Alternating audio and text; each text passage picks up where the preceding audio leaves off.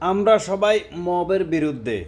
জামাতের এমপিকে বলতে চাই, আপনি যে বলেছেন সেখানে মাদক বিরোধী অভিযান চালানো হয়েছে, মাদক বিরোধী অভিযান চালানো কি জনগণের কাজ নাকি প্রশাসনের কাজ?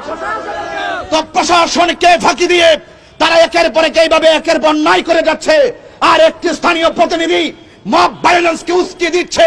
আমি মনে করি এই সমস্ত মব ভায়োলেন্সের পেছনে নিশ্চয়ই কোন ধরনের মদক সম্পৃক্ততা রয়েছে। এজন্য আমি বলবো, রাষ্ট্রপ্রধানকে বলবো, অনতি বিলম্বে এই সমস্ত মাজারকে ভাঙচুর করার জন্য যারা একের পর এক অন্যায় করছে, অপরাধীদেরকে আপনারা আইনের আওতায় আনুন এবং তাদেরকে দৃষ্টান্তমূলক শাস্তির ব্যবস্থা করুন। পাশাপাশি মিরপুরের ওসি সাহেব গতকাল বলেছেন সেখানে কোনো লাঠি পেটা হয় নাই। আচ্ছা বলুন তো, সারা দেশের মানুষ দেখেছে, সারা বিশ্বের মানুষ দেখেছে, প্রকাশ্যে জিয়ারতকারীদেরকে আঘাত করেছে, স্থাপনাকে ভাঙচুর করা হয়েছে, মানুষকে রক্তাক্ত করা হয়েছে। প্রশাসনের তিনি কোন দায়িত্বশীল ব্যক্তি যিনি বলছে সেখানে লাঠি পেটা করা হচ্ছে না? আমি তো মনে করি প্রশাসনের এই সমস্ত দুর্বল কথাগুলো একের পর এক মব ভায়োলেন্স উস্কে যাচ্ছে। কথা বলে ঠিক না?